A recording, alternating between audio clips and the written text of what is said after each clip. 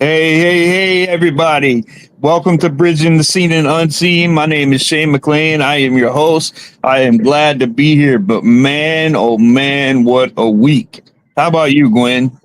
It's been a week for me too, Shane, but we are here and we got some awesome guests tonight. We So do it's going have to be some great. awesome, and the thing is about these guys is I've had a chance to work with these guys, and they are so they're just good guys in general, and they have a wonderful team. They have a wonderful just like adaptability. Like they're so eager to learn new methods and stuff like that, because I don't like to use the term professional, but they are they're really good at what they do, and I look forward to seeing what they do in the future. So, but let's before we get on, let's go ahead and bring them on. It's Jason and Gary from Tri-C. Jason and Hey, Gary. what's up, buddy? Hey Shane, good to be Hey here. guys, how Hey, are guys. you? Great. How are you? Good. Glad to have you guys here, and thank you for coming on. I started this podcast, guys, because like I wanted to. My whole goal was to bridge the gap between paranormal and clergy. I've had great success with this. I've had some really good people on, like you guys. But before we get into all that, why don't you tell everybody a little bit about who you are? Gary, you want to go ahead and tell them about Tri-Seed, and then I'll get into the dirt team. So we are team members on Tri-C Ghost Hunters. We are the largest paranormal team in the state of Ohio. We do residential investigations. Just an amazing team, amazing opportunity to be on that group. Yeah, we have three teams that make up the entire Tri-C Ghost Hunters, and they're kind of based out of Cleveland, Columbus, and Cincinnati. We split the state up into three jurisdictions, as I'd call it. And whenever we get a client that needs help, they will contact us through our website, and those cases will be distributed to the closest team. And then they'll have a lead investigator who reaches out to that client, and then we just start the process from there. There is a fourth team. We call it the Demonic Investigation Research Team. Absolutely. The acronym for that is DIRT. So the way that got started, we're still kind of in our infancy here. The Paranormal Clergy Institute had reached out to us because they needed a team in Ohio to kind of work for them and investigate for them when they have any demonic claims inside the state of Ohio. So what we did was we put together a team that would cover the entire state of Ohio within Tri-C Ghost Hunters.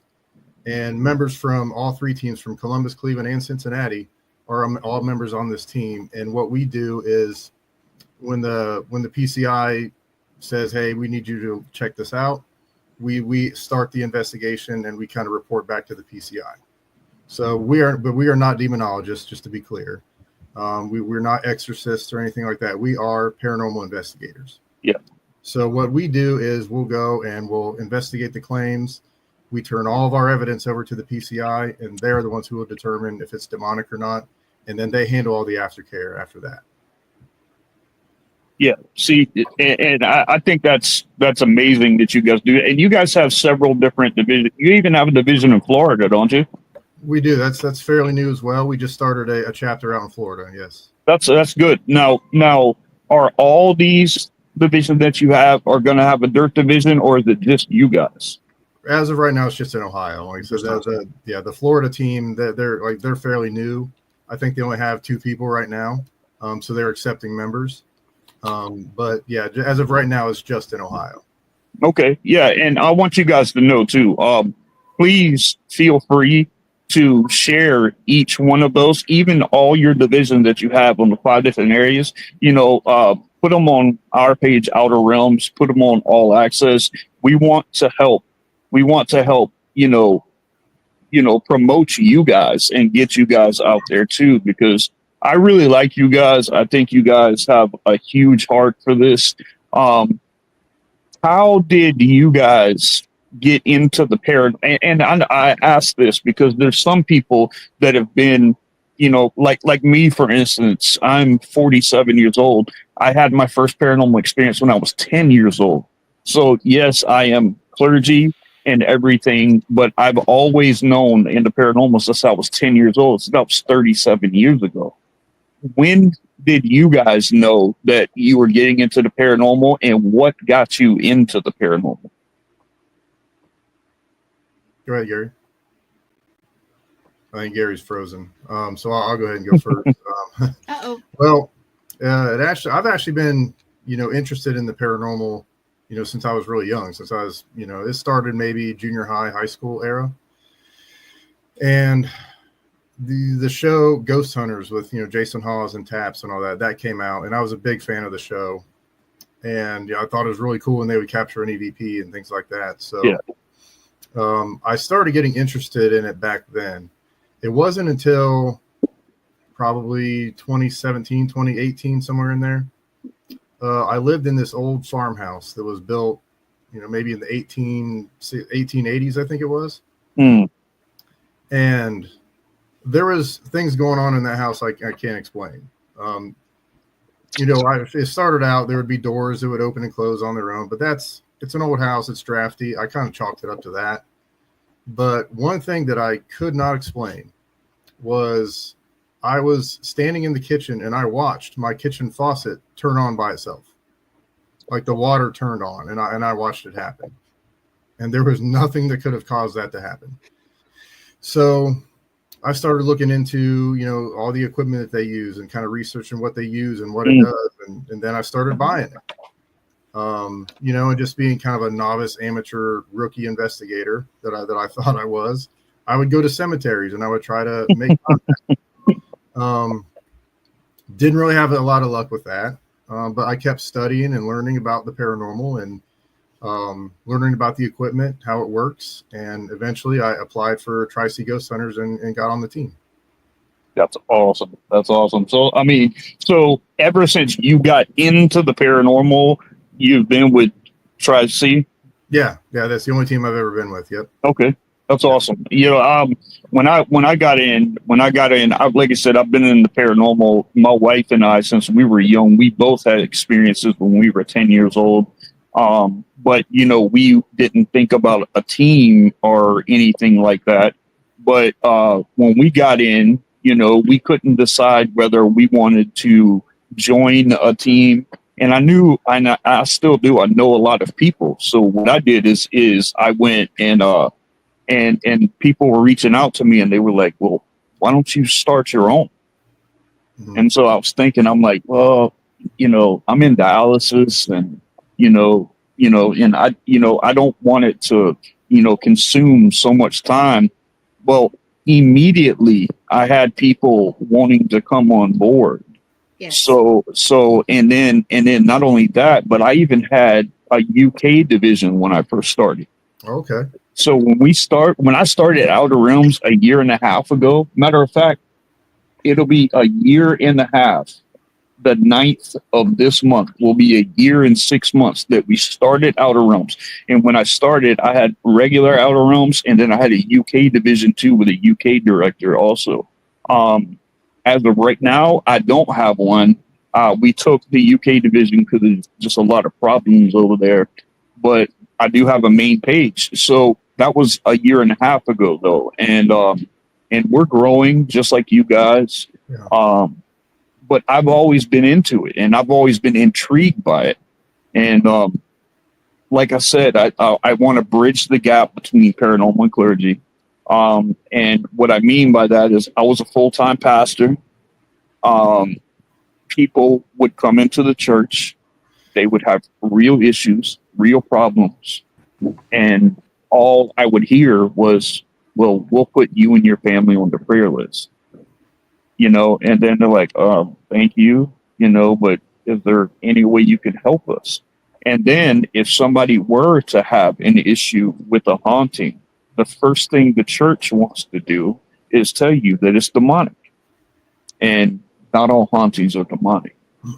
And to get people that are on the church side to understand that is a lot more tricky than to get people from the paranormal side to believe in the theological cleansings and clearings that I do. It's easier for them to understand that, but it's not it's not that easy trying to convince people that are dedicated churchgoers, to believe that not all hauntings are demonic. Now, when you guys do cases, how many times have you guys gone into a residential case and the client has said something about demonic to you? It's happened quite a few times. Historically, Tri-C Ghost Hunters wouldn't touch demonic investigation. Whenever there was a demonic claim, if people were claiming that, and it wasn't really just because they didn't want to or because they were scared of it. It was more because the chances of running into an actual legitimate demonic case are so small. So small. It's more likely there's a lot of like mental health issues. Yeah. And some of these clients can be dangerous. And it's because of that we would just refer them to their local clergy.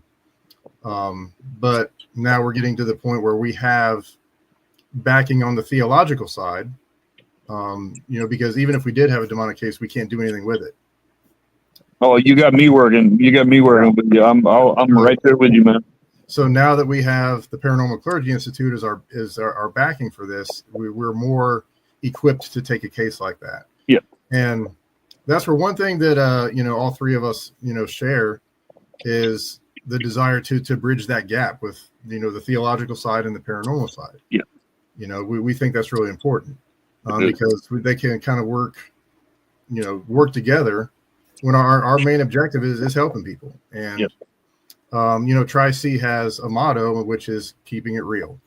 Mm-hmm. A lot of times we will run into clients where we can't tell them that they have a haunting, but it seems like they want so bad to be haunted, but we will not tell them that. If we don't have good, hard evidence that they have a haunting, we're not going to tell them they do. And even more so when the word demon comes up, you put that in their head and forget about it. That you cannot convince them otherwise. True. Yeah. Hey, Gary, how about you? How did I know you were froze up there for a few, but how long have you been into the paranormal, and then how long have you been with Tri-C Ghost Hunters? So my first paranormal experience, I was 13.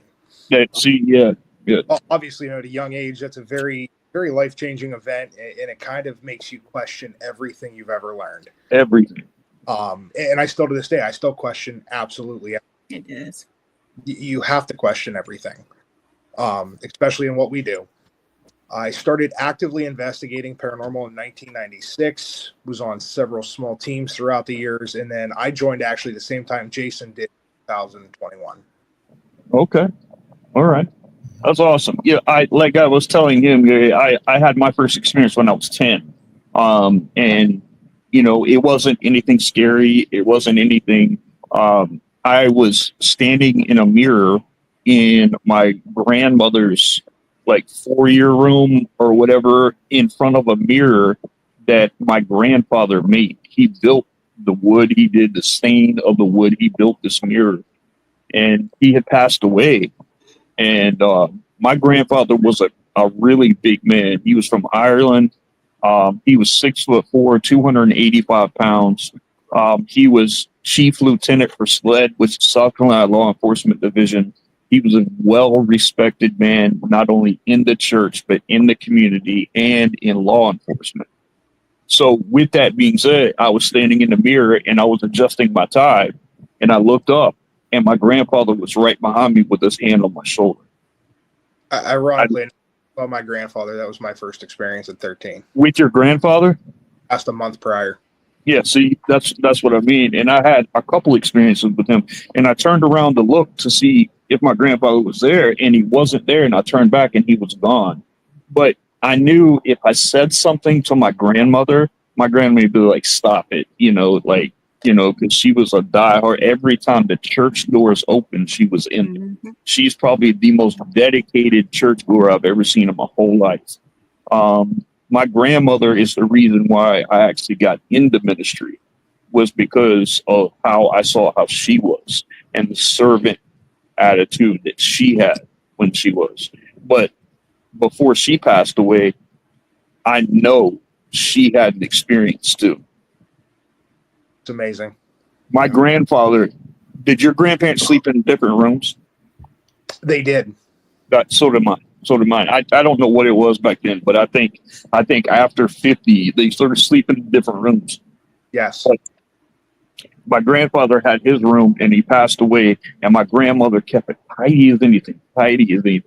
But my grandfather had this meticulous way that he would do things in the morning. 6 o'clock in the morning, I get up to go use the bathroom, and I see steam coming out of my grandfather's bathroom. I'm like, man, it's 6 o'clock in the morning. Who in the world could be in that? My grandmother had her own bathroom. And I was like, so I went to open the door and the whole place was filled with just steam. So the hot water was blasting on. And I went and I cut it off or whatever and let some of the steam come out. And I walked out of the bathroom and I looked at the bed.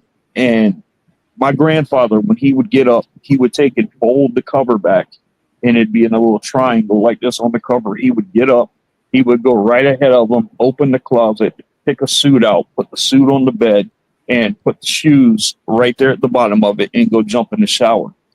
I looked at his bed, and now, granted, he had passed away.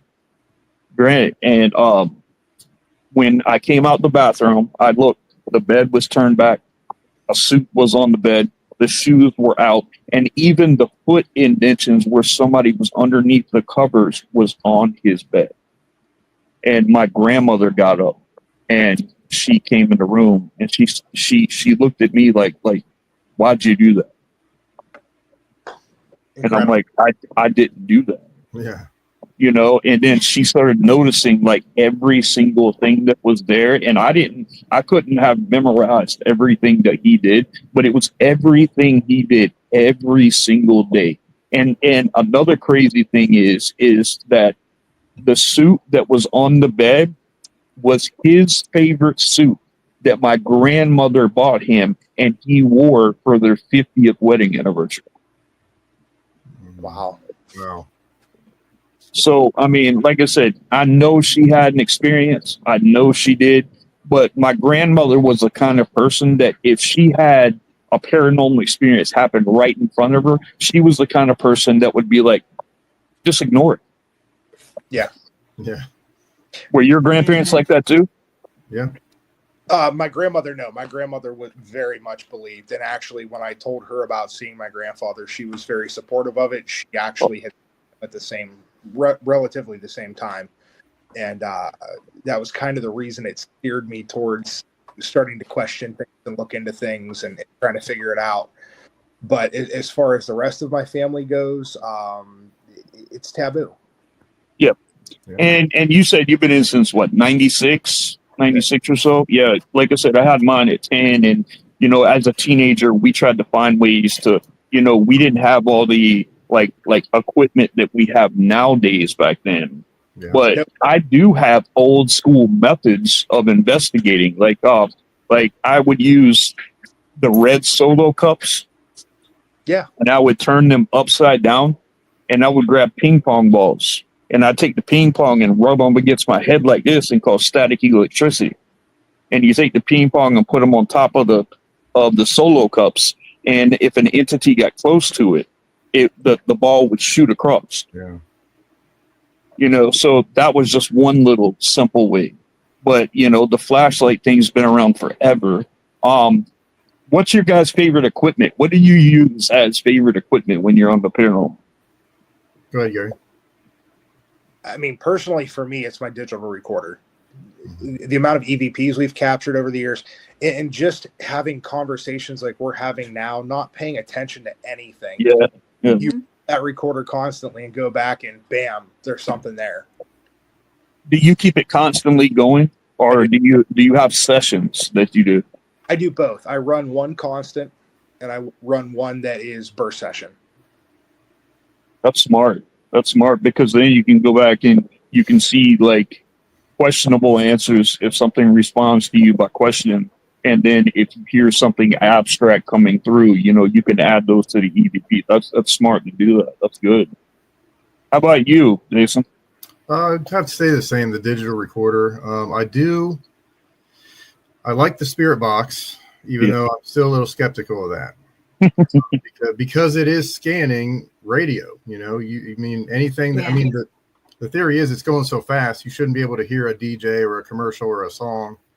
Right. But if you introduce that possibility that it could have been that, you kind of have to throw that evidence out. Now, if you get a really definitive, intelligent response, those are more likely to be believable. But when it comes to the EVPs, just by digital recorder that you've captured, those I put a little more stock in. But you've also got to think about, the environmental conditions you were in. You got to think back when you heard that noise, what else could it have been? We just had a pre-investigation yesterday, and we ran a couple burst EVP sessions. Didn't last more than 2-3 minutes, maybe asked 5-6 questions. And there was one spot in an EVP, or not an EVP, but a recording I was listening to on my audio software.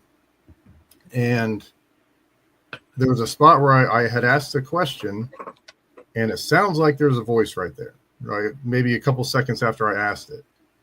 But it was also in between two dog barks that came from outside.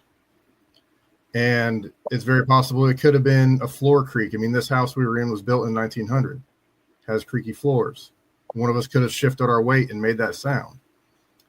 Using my video or my audio software, I could not get it to clean up enough to where I could get a definitive conclusion that was an EVP. So they are fun to play with the editing software. I do like doing that. But a lot of times they're not clear enough to say, yeah, that's an EVP. Now we do have some that are very clear. Absolutely. And those are the ones those are really exciting to capture. Now, do you guys like you run like with us or whatever? I like running EVP sessions first. I like running them first, and I like taking the responses, or if I get a response, from it to see if we get the same kind of responses. That's what I'm looking for out of the spirit box session. Yeah. I have a lot of equipment from John Huntington. You guys know who he is? I haven't heard of him, no. I have not. John Huntington John Huntington is probably one of the best guys that I know, but he builds equipment, and he's been all over YouTube. His good friend is Exploring with Josh on YouTube, but he has been on so many paranormal shows, but he builds a lot of my equipment. And so we have a spirit box called the Huntington, and it's a radio, just a handheld radio or whatever. It's got a light bar on it. So, if something comes through, the light bar goes, but it's got a good sweep rate. And we use that. And what I look for is I look for similarities. If something comes through the EVP, that if around the same thing is coming through the spirit box. Now, do you guys do that too? Yeah, we do like to use, not just with audio, but with anything. We like to use multiple pieces of equipment at the same time. And when we get things that react together, that's more likely that was a paranormal capture than not. Yeah. Unless it could be something like, how a lot of people like the REM pod. Yeah. The REM pod it can be a useful tool, but it's really not the most reliable piece of equipment. It can be debunked. You can take your two-way radio and click the button, it'll set it off. Right, exactly. That's what I was about to say. I was about to say you got to be really careful, and also the vibration when you put your phone on vibrate. When you go to change the volume back up, sometimes that'll set off the REM pod. Yeah, Hey, you got to be Shane, aware. Chris has just commented. Can you read this, Jason, Gary? Yeah. Are you guys familiar with this piece or the software? Isotope? No, I don't think I've used that before. Yeah. Read that out loud. I use WavePad. Yeah, it's Isotope is an audio software that can scan. That can help clear up EVP Class B and C. BST compatible with most audio software applications. Chris is also part of our network too. He's also, and he I mean, he deals a lot with software and stuff like that. So if you guys ever, need something or something, please feel free to reach out to Chris O'Toole. I mean, Oh yeah. it's really good to have somebody like that. Thank- Now, have you guys seen orbs? All the time. Oh, Go ahead, Gary. You take this one. well, sorry guys. So spirit orbs. The amount of photos people send me that have dusts and bugs and drop moisture floating through them, and they're like, "Oh my god, it's a spirit orb."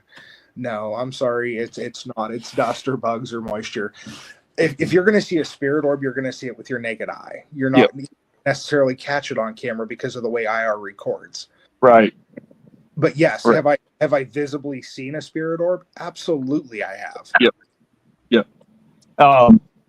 The reason why I asked that is I have 2 pictures that we took on orbs, and I've got 2 of them that were snap pictures, and they I mean, you can see energy. You can, I mean, it wasn't a light bar, or it wasn't dust or anything like that. And I really wanted to see if I could do something, and I had somebody enhance the pictures of the orbs that were in back of this picture 10,000 times. 10,000 times. And I've got these pictures I'll share with you guys on Messenger. I've got them, but they have faces in them. Oh, wow. Now that I might. Yeah, I think I've seen But those. you have to consider that could be pareidolia, though. But they have faces in them. I mean, no, I mean, this is not, I mean, everything else around is black, and you got to remember we have them enhanced 10,000 times. So, I mean, with a enhancement, that face should not be able to fit perfectly inside that orb. But you can see in both pictures, there's one orb that is actually in motion that's coming down, and another one where it was a snap picture. And I mean, one of them is blue, and one of them is like a light. I don't know, but they both have faces in them. I'll send those pictures to you so you guys can see it. Take a look at that, yeah. What's the scariest experience you guys have had as investigators? That's a tough one, Shane, because I don't really get scared of this stuff. That's how I am too. That's how I am. But I know there's got to be something. Like, I've got one in mind right now. It's something that I'll never forget. And a lot of people have not seen what I'll tell you, but I want to hear what you guys say first. Let's just hear, just give me an example. Okay. Well, I had an experience, and this was on a client case. This was back a couple of years ago before the Dirt Team existed. We had a client that we were working with. We actually already did the investigation. I was with our psychic medium doing the cleansing, and I was just there for documentation purposes. The psychic medium, she was going around, she was doing the prayers and calling on the archangels and all that. I was just following her around with a video camera. That's all I was there for. And she had said she thought that there were demons in this house. Back then, I was just, well, I didn't agree. I can just say I disagreed. I mean, she said that the way they looked, what she was seeing was black spider-like arachnid type figures. Now, it was definitely malicious. I will say that, based on what the family's accounts of what was going on. It was terrorizing a little kid. But when we were doing the cleansing, as she was doing the prayer, I just started feeling like my heart rate was getting really high. Oh, wow. I was starting to feel like I was going to pass out, but I didn't say anything. I was going to tough it out and just keep going. But finally, the homeowner, the client, said, "Hey, are you okay? Because you're turning white." And finally, I just gave in and said, "No, I'm not okay. I need to sit down." And the psychic medium actually started doing a prayer over top. She had me sit down. She got behind me. She put her hands on my shoulders and started doing like a prayer over top of me. And in about 5 minutes, it was like this weight was released off of me. And I started getting color back in my face, and I came to. And she said, "Yeah, you just may not have been a demon, but you just did suffer a malicious attack."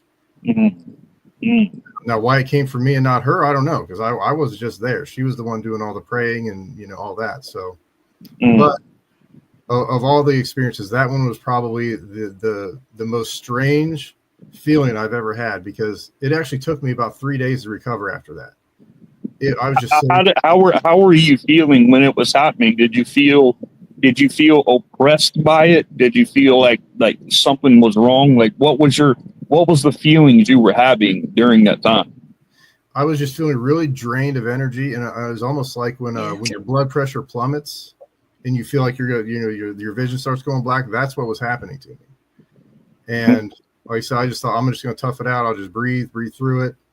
I thought maybe it was something, I don't know, maybe I was dehydrated or something. I didn't chalk that up to paranormal at all. Yeah. I don't even think you think about it when that stuff starts happening. The best thing that I found is just get yourself out of the area. Go outside. Get outside, get some fresh air, do stuff like that, change up the environment, change up your breathing, stuff like that. I've had the same thing. I've seen it happen with an EVP, electrical transference. I know of someone that heard an EVP and a growl came through with a different voice coming through, and she had the EVP. Actually, Rich Valdez, his wife or girlfriend or something like that, had an electrical transference that happened where she was instantly in the oppression stage. Yeah. Oh. From an EVP. Right. Wow. And That's bad. I know, because you can tell the difference when somebody has that oppressive feeling. So that's what they had to do. They had to get her out of the situation, and they got her out of the house or whatever. And it took her a while to come back and stuff like that. But it's very, very possible that you can have things to affect you there. And that's why I'm so big into trying to teach and implement teams on proper grounding, proper clearing, and proper cleansings when you go to and from an area. Yeah. And that's why I encourage people, before you go in to, you do a self, like a clearing, a cleansing of yourself.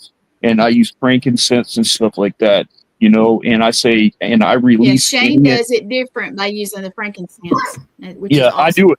I use a theological method for it. Some people use sage. It's just the cases that I've worked, and I still continue to work. When people use sage, they have issues, because I had an Indian chief on here that was speaking, and I asked him particularly, I said, should a person who is not Native American, client-wise or investigator-wise, use sage? Mm-hmm. And he said, absolutely not. Right. Don't use it. So I use frankincense, and frankincense is biblical. And what I do is, before I go in, like say my wife and I were going into a location, I would take the frankincense and I would go around her body. I'd have her line up like this with her arms out, and I'd go and take the frankincense around like I'm drawing a chalk line of her body. And I would say, I release any and all negative energy in or around my wife, and I replace this energy with the light, love, peace, and protection of God. Yeah. So I pray that over. I pray it over her. I seal it, and then we go do the investigation. We're already protected going in. The energy is neutralized in case we have something going on. If we had a bad day, if we had, just anger or whatever it is, it's released before we go in, so we don't bring any negative energy in. And then before we leave, we do another cleansing as we leave, to make sure that we don't carry any residual energy with us.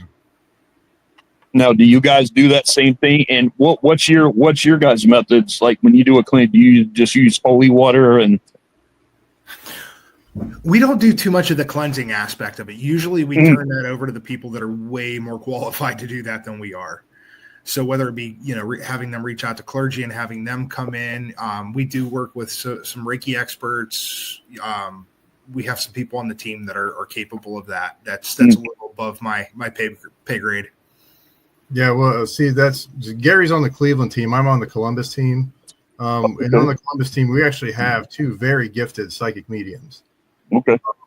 And we have one who her methods are more theological, more religious based. The psychic? Yeah. That's interesting. And then we have another one who her methods are more dealing with frequencies, the singing bowls, the pendulums, those kind of things. That's how she does her clearing. So it really is a good asset to have on the team because, we don't have to refer them to clergy on the Columbus team. We can have, we have a one size fits all when it comes to that, because if we have a person who's not really, if their religion doesn't agree with that, we don't use the religious psychic medium. We'll use the spiritual one. Okay. If we have someone who is more a believer, in God and their faith is strong, then we'll bring that one in. So we can do it either way. I have found that people, and I tell clients too, and say I have a client that's not a religious person, which, we have come encounter with people like that. And I tell them, I tell them flat, I said, I use a theological method of clearing and cleansing of a house. And they understand that. And they're like, well, I'm not a religious person. And then I wipe my head like sarcastically, and I'm like, thank goodness, because I'm not religious either. I just have a relationship.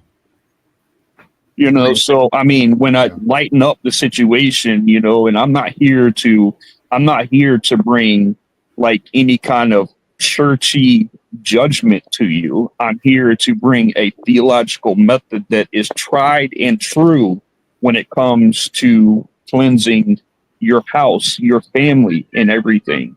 And my hopes is using that your family finds purpose to take that back, to take your environment back, take your peace back, take your happiness back, make the room a little lighter in there. That's my goal, when I go in. But I've had pretty good reception, with people, when I tell them that I use a theological method of cleansing. I use a very biblical, but I am apt to working with people, and I'm interested in talking with other people how they do their cleansings, because if it works for you, that's all that matters, especially when you're dealing with a client.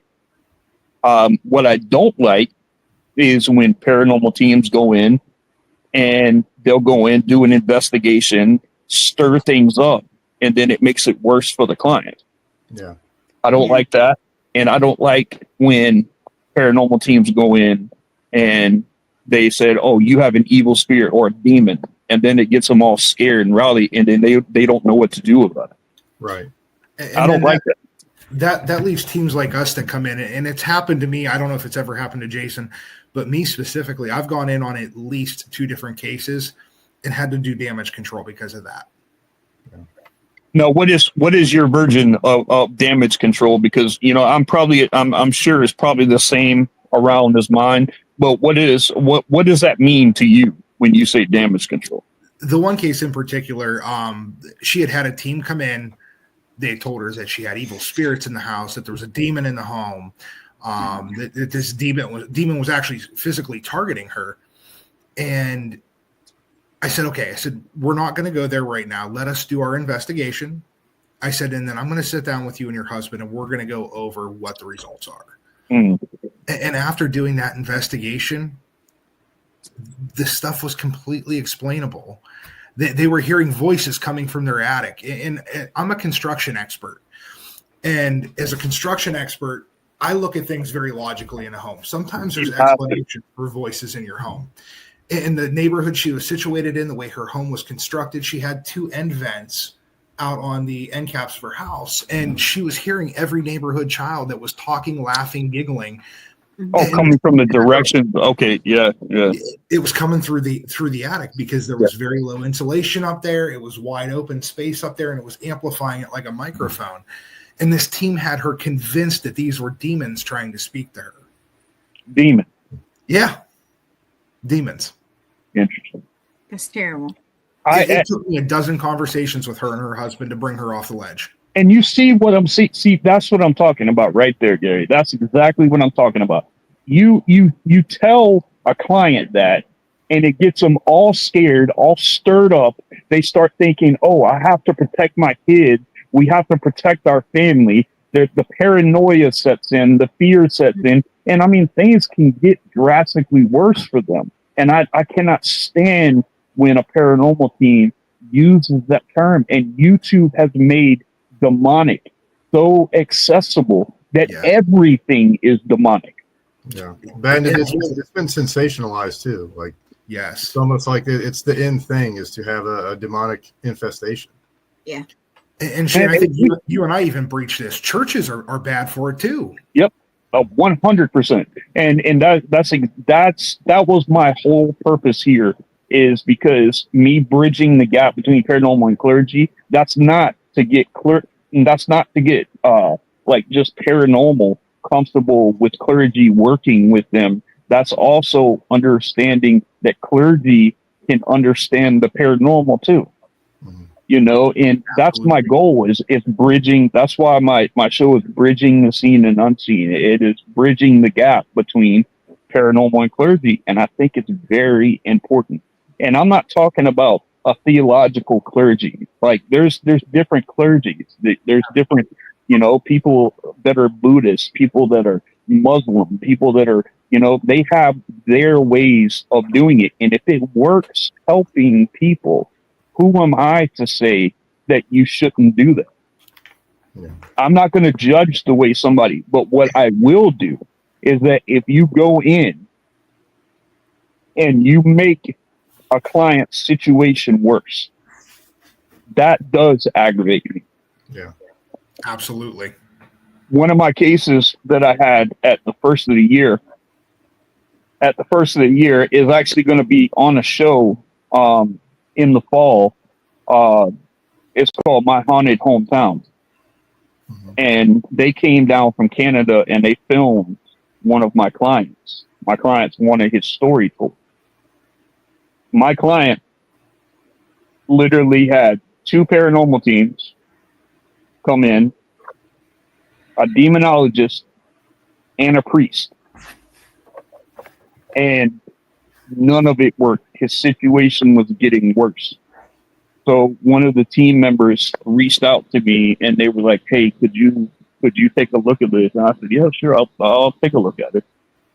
And we went, my wife and I do it all. You know, we went, we had a long conversation with them over the phone. We had a face-to-face with them. We had a very thorough interview session with them. I found out one thing that I always ask is, how many people in your home is this affecting? Yeah. And it's important to know that, because like in this case that I'm referring to, it wasn't affecting anybody else in the household. It was affecting the dad. Mm-hmm.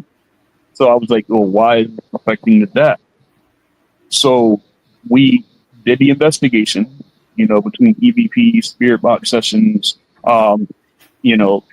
Shane, my client, was able to come in and he was actually able to confront the entity that was there. And let me tell you what the entity was, guys. It was a guy by the name, and we got this all on Spirit Box. We kept getting Franklin, we kept getting Henry, we kept getting Railroad, we kept getting Explosion, we kept getting all kind of stuff that were coming through our Spirit Box. And we had all that down. And I just happened to look at the dynamic or his area, you know, geographically. And about a quarter of a mile away from his house is a railroad track that runs back in the back of his house. And I looked up and I said, you know, I wonder. And I just looked it, and I looked it up. And in 1973, was 72 or 73. It was 72 or 73. Franklin Henry was a 28-year-old firefighter who was on a train with 6 other firefighters. And a propane leak came on that train and blew them up instantly. And he was married. He had kids and stuff like that. And so that was all coming through on the spirit box, and that's what we found out. So he was actually able to confront, Franklin Henry. And the funny thing is, I found a news article with Franklin Henry from that time, and I got a picture of him. I got a picture of Franklin Henry. And if you took my client and you took a picture of Franklin Henry and put them right next to each other and took the glasses off of Franklin Henry, they looked identical. Wow. He was living vicariously through my client. Yeah. Because he no longer had his family. And it wasn't like it was drastic, like he like Franklin was going and taking Shane's shoes off his shelf and throwing them on the floor. Mm-hmm. Or picking up his razor in the bathroom and throwing it in the shower. Yeah. And it was affecting him like that. So but when the paranormal teams came in, they were like, oh, you have a dark spirit that's attached to, this toy or something that was in there and his family was getting nervous, and they're like, man, are we going to have to move? But then they found out that what it was, and Shane was able to come with me when I did the cleansing. I did the whole cleansing of his house. And like I said, I do a very thorough cleansing. And at the very end of it, I get the family together. I got Shane and his family together. We prayed together, and Shane took his family back. He said, you are no longer welcome here. You have to go. And before we sealed the door, I like to take a REM pod and put it in the open door. And when we told Franklin Henry, I said, you have to go. We're not here to judge you. We are not here to judge you. That is not our job. But you have to go from here. You cannot affect him anymore. This is not your family. This is his family. You have to go. And so there is a light back here that you go through. You go, and brother, let me tell you something. I'm standing at the door, and I felt the coldest draft go right past me. Yeah. Right past me. Made the hair stand up, goes right past, REM pod goes off, everything. Then we sealed the door, sealed the front and back of the door. And one thing, I sealed the outside, and I take a Benedict medallion, and I put holy water on it. And I dig down about 3 foot in their yard. I dig down in their yard a little bit, and I bury it in their yard and pour holy water across the top of it. And I seal their yard from anything being able to come back in or anything. Do you know that to this day, I still talk to him, and he has not had one single issue. Yeah. Interesting. One single issue from it. And that's because I took my time. I listened to him. I listened to what the spirit box was telling me. I believe my intuition that this wasn't an evil person. This was someone who had a tragic death that was living vicariously through Shane because he lost his family. Can you imagine? Right. Franklin Henry's wife and children are probably still living. Yeah.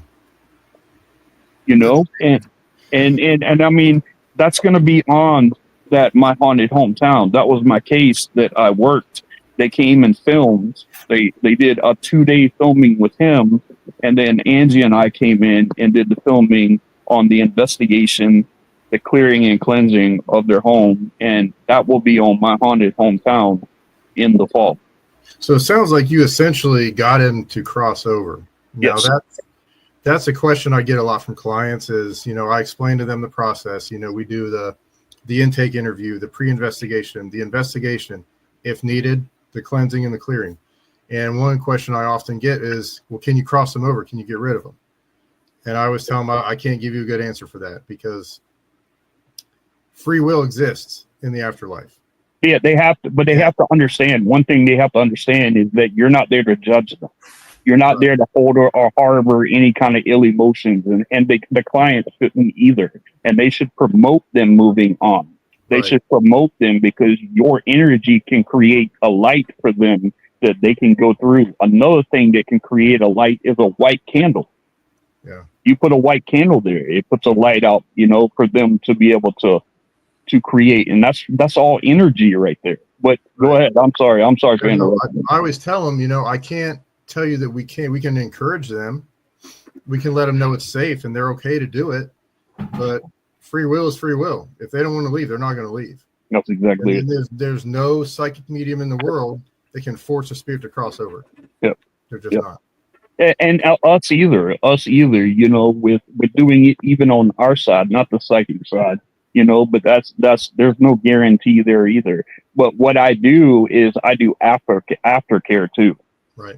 So I keep in contact with them if they need. The only other issue that I had with this client is he went to an army and military store and he bought a like one of their soldiers' vests that belonged to a soldier that died in Iraq and Afghanistan. Mhm. And there was a lot of energy off that. It seemed when he didn't have it out of the attic or whatever, he tried to put the thing in his room to set it up. And the same kind of energy was happening. Like shoes were coming off, just the bed would shake a little bit, and we narrowed it that was coming in. And he called me back and he said, "Do you think you could do a cleansing, on this vest?" And I came through and I called the name. It's still on it. I called the name. I cleared it. I sealed it with holy water. I sealed it with holy oil. I did everything that I could. And when I got done, he said the energy when he went to grab it was totally different. And he was able to take it from in the attic and actually put it in his room because there's nothing attached to it anymore. Yeah. So Shane, we have like 3 minutes. 3 minutes. God, Mhm. I just want to tell you, I thank you both for coming on here. It's been a pleasure talking with you guys. And I really look forward to working with you guys. Thank you for giving me the opportunity to be able to work with you on, how I do, the clearing, cleanse, and demonic activity. I just want you guys to be as successful as you can. And I want you to know that I'll always be here to help you guys whenever you need. Yep. Thank you so much, Shane. We really appreciate you. Absolutely. And I thank you guys for coming on.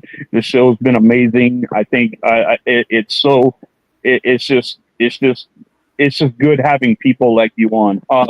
Why don't you tell people on here how they can find you online? If you go to tcghohio.com is our website. So if anyone needs help, if you're experiencing paranormal activity, we do have a button you can push to submit a claim. And once you do that, you'll hear from a lead investigator within, I'd say, probably 24 to 48 hours. I think that's the amount of time it takes for me to respond. Usually it's the same day. But what happens is those claims will go to the founder up in Cleveland. He'll distribute them out. So it might take 1 to 2 days to get a response back, but we will respond. So we also have links on there for the PCI page. Yes. And we are also on Facebook as well.